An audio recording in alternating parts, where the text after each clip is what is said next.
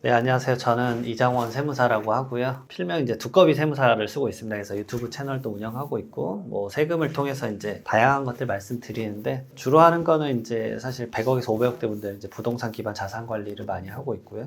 요즘 이제 주택 시장이 좀 시끌시끌해서 이것 관련해서 오늘 좀 많이 말씀드리도록 하겠습니다. 우선 전에는 이제 거래량은 꽤 늘어날 것 같아요. 지금 이미 뭐 3월 한 20일까지도 토지 자체가 이제 한 5천 건 신청 들어갔으니까 막판에 이제 급한 분도 있겠지만 이번 참에 뭐 하나 정리하지라고 생각하시는 분들도 좀 있어서 그런 정리가 좀 일어날 것 같고요. 5월 9일 이후에는 다주택자의 물건은 안 나올 것 같아요, 개인적으로. 왜냐면은 이제 세금이 상당하거든요. 이제 그런 물건 나올 수 있죠. 양도 차익이 얼마 발생하지 않은 거예요. 세금 중과세라는 건 결국은 내가 번 것에 대해서 중과세를 매기는 건데 이 번 게 얼마 없으면 그냥 내고 정리하자. 보유세가 더 부담이 크네 라고 하는 물건들은 몇 개 나올 거예요. 걱정되는 게 1주택자분들이 이제 이거 팔고 이사 가야지 이 물건이 안 나올 것 같아요. 내가 이쪽으로 가려고 하면 물건이 있어야 되는데 여기에 물건이 없어요. 그러면은 내가 팔면 큰일 나요. 그렇기 때문에 아마 이제 동결효과라고 하는데 세금 이제 관련된 부동산 시장 연구할 때 과거에도 이 유사한 중과 조치가 있었죠. 문재인 정권 때 있었는데 그때 똑같이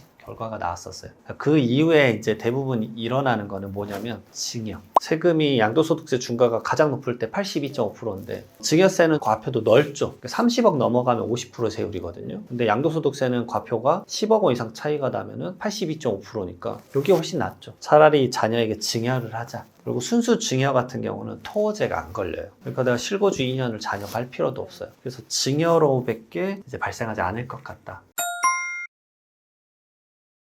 그러니까 첫 번째로는 이제 지금 막 시끌시끌한 것 중에 하나가 보유세예요. 그러니까 다주택자분들이 와, 보유세 얼마나 나올 거야? 겁나네. 뭐 이거거든요, 사실은. 계산을 막상 해보면 이제 결론이 나와요. 그래서 공포보단 버틸만 하네? 라고 하시는 분들은 안 팔아요, 사실. 그러니까 제가 지난주에 상담하신 분이 종부세가 3억 정도에서 2억씩 올라가거든요. 네. 엄청난 금액이잖아요. 그렇죠. 5억, 7억, 9억인데. 근데 그분은 결론을 내신 게 안 팔아요. 그래서 이제 그 자산가치 증가분이 더 빠를 것 같아서 이게 팔긴 좀 애매한데? 라는 생각을 하시더라고요. 그러니까 이게 사람들마다 다른 것 같아요.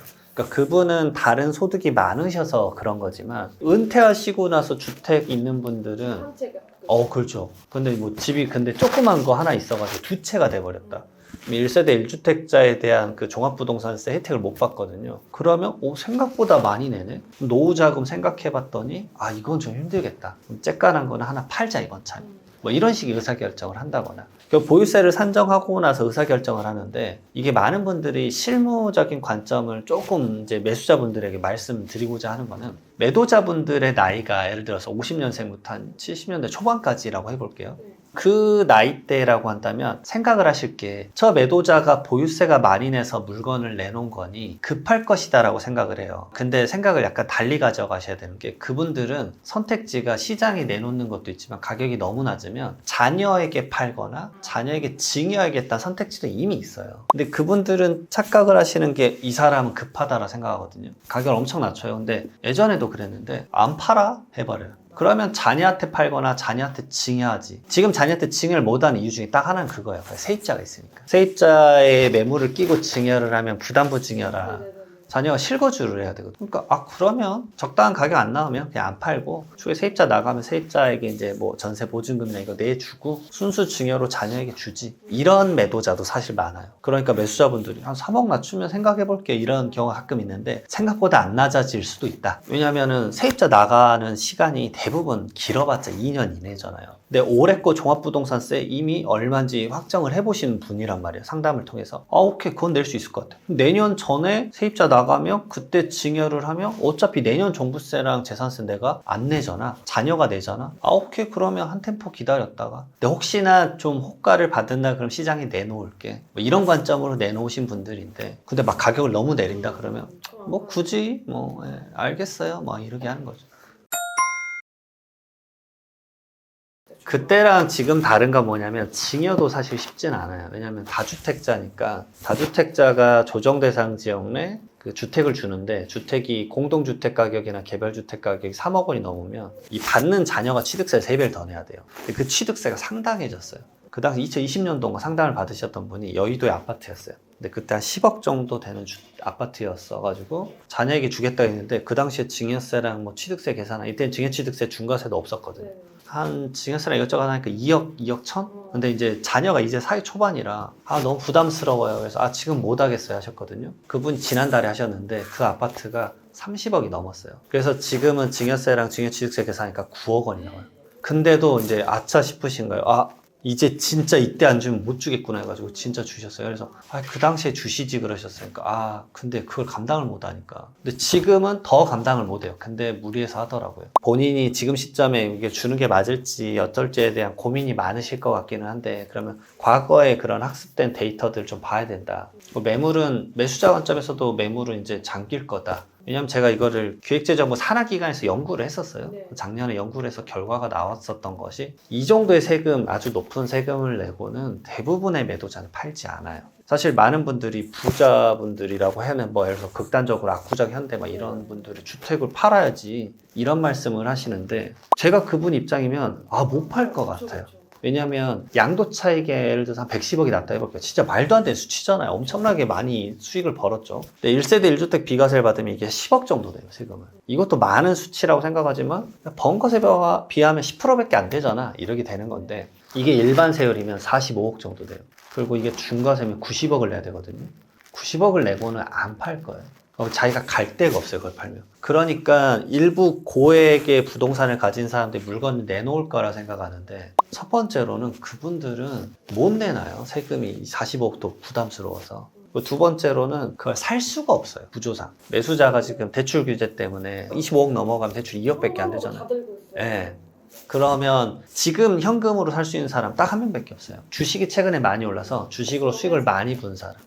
예전에 가상자산이 올라갔을 때도 마찬가지예요. 가끔 그럴 때 현금 부자가 부동산을 사요. 근데 그건 몇 건이 안 돼요. 이례적인 사례. 예, 이례적인 사례예요. 그러니까 실질적인 거래는 별로 일어나진 않아요.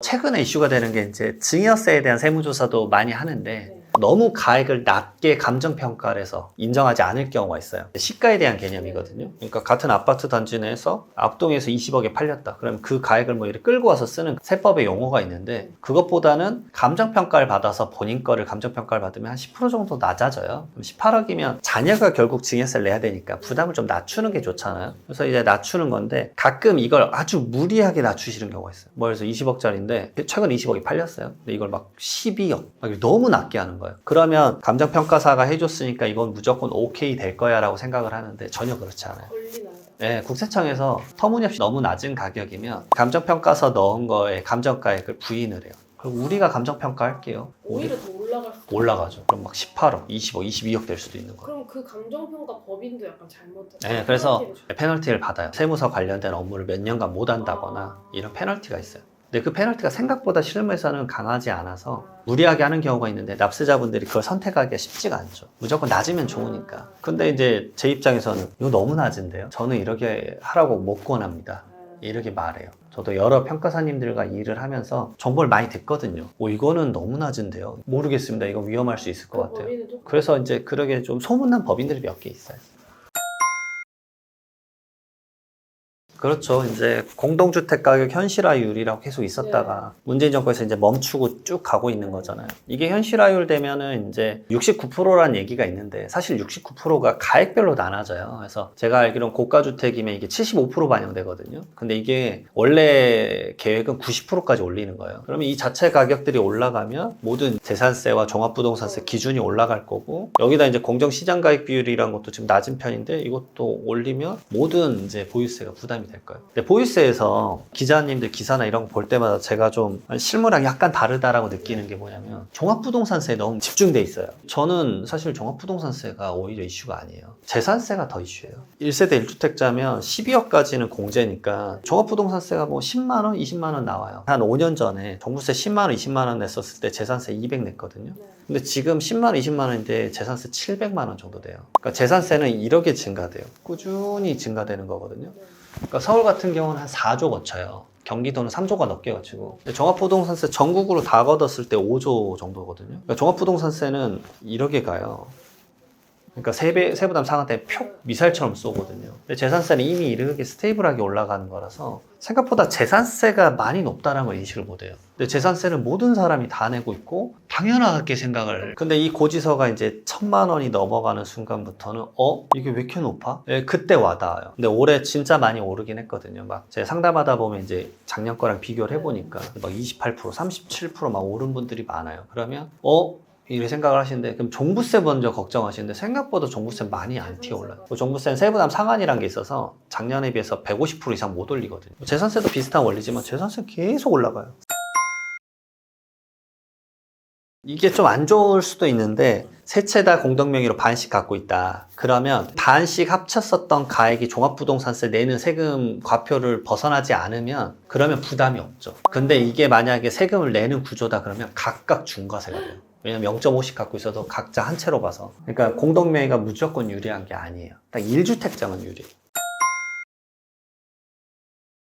똑같이 적용되죠. 취득세도 그렇고 보유세도 마찬가지고 거주용 오피스텔에 대해서는 재산세를 내가 주거용으로 했었을 때만 종부세나 이런 걸 내는 경우가 있고 오피스텔은 약간 박쥐 같아가지고 이렇게 됐다 저렇게 됐다. 근데 오피스텔은 거주용으로 쓰면 다 취득 보유 처분 단계에서 영향을 미쳐요. 그래서 저는 이런 시장에서는 지금 사실상 취득세 중과세 때문에 똘똘한 한 채 기조가 된 지가 5년이 넘었어요. 저는 이런 상황에서는 주택 대체제는 사라고 말 못 드려요. 세제 지원책 있어도요? 네, 별로. 빌라 사겠어요? 빌라 사면 다 좋은데 팔릴까요? 빌라가 팔리는 건 딱 하나예요. 재개발 지역이거나 모아주택이거나 이런 거 말고는 빌라가 안 팔려요.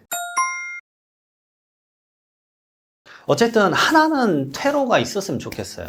취득이든 뭐 처분이든 보유든 이게 세 개 다 높으면 사실 그러면 이게 공급 차원의 문제라고 접근을 했었으니까 저는 장담에 5월 9일 되면 완전 프리징, 완전 동결효과, 프리징 얼마나 이펙트. 갈까요 그게? 그냥 쭉 연구 결과 그랬어요. 그러니까 서울에 집합 건물 한 달에 원래 규제 없으면 평균 거래량이 10,000건에서 플러스 마이너스 2,000건이에요. 8,000건이나 12,000건. 근데 문재인 정권에서 규제 정말 셌었을 때 한 달에 거래량이 800건이었어요. 그러면은 이게 공급의 목적이 맞을까? 그리고 취득세 중과세도 있는데 오피스텔 누가 살까? 내가 오피스텔을 사서 신혼집을 거기서 해? 말도 안 되는 얘기예요. 못 할 거예요. 어쩔 수 없이 그래서 아파트로 몰리는 거예요. 취득세가 중과세가 되니까 야, 한 번 살 때 제대로 사야 돼. 자산 가치도 올라가고 나도 입지도 좋고 나 출퇴근도 편해야 되고 그런 거잖아요. 근데 거기 가액만 그래서 미친 듯이 올라가는 거예요. 그 근처 빌라?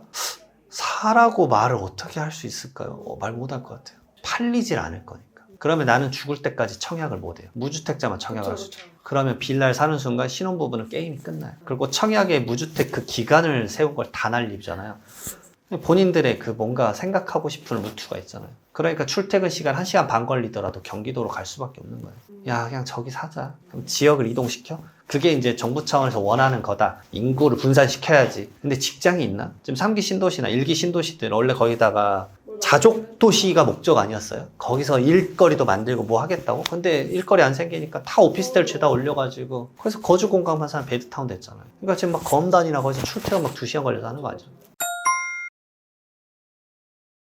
5월 9일 이전이 진짜 기회예요. 지금 기회고 5월 9일 이후에는 왜 그러냐면 물건 자체가 매물이 잠겨요. 그러니까 매물 자체가 많이 안 나타날 거고 그 다음에 두 번째로는 지금 정책자금 될 때 사셔야 돼요. 그러니까 주택시장은 저는 이렇게 봐요. 15억 이하 시장이랑 30억 시장, 그 다음 50억 시장, 그 다음 그 이상이거든요.